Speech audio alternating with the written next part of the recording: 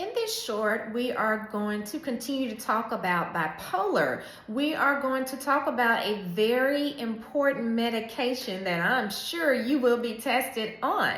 It's called lithium.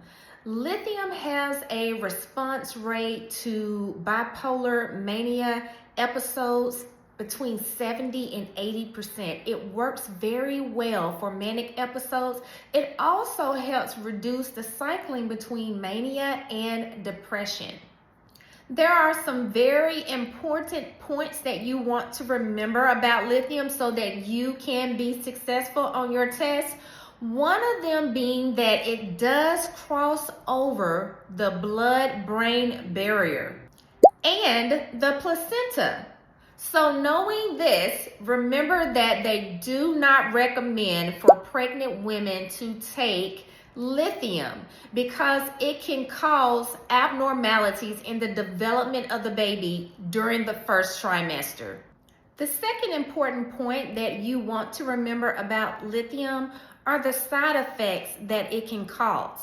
Now, why is this important? This is important because you need to know what the patient may complain of, and also you need to know what you can do to help alleviate those complaints, such as nausea. Nausea is a complaint that patients may have from taking lithium. If the patient takes the medication with food, that may help to prevent the nausea.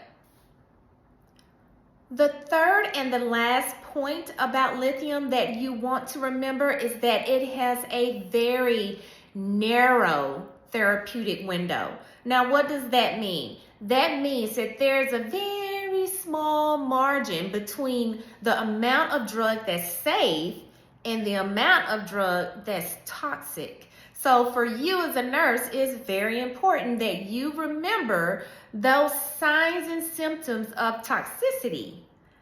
Also, it's very important that you remember the lab values so that you will know when to call the doctor to alert them of an abnormal lab value for lithium. So make sure that you guys look in your books and find out what that lab value is.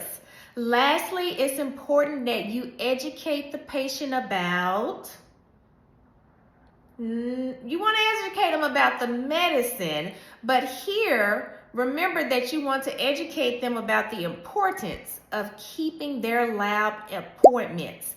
That is so important when it comes to lithium. Don't forget to subscribe, like, and share.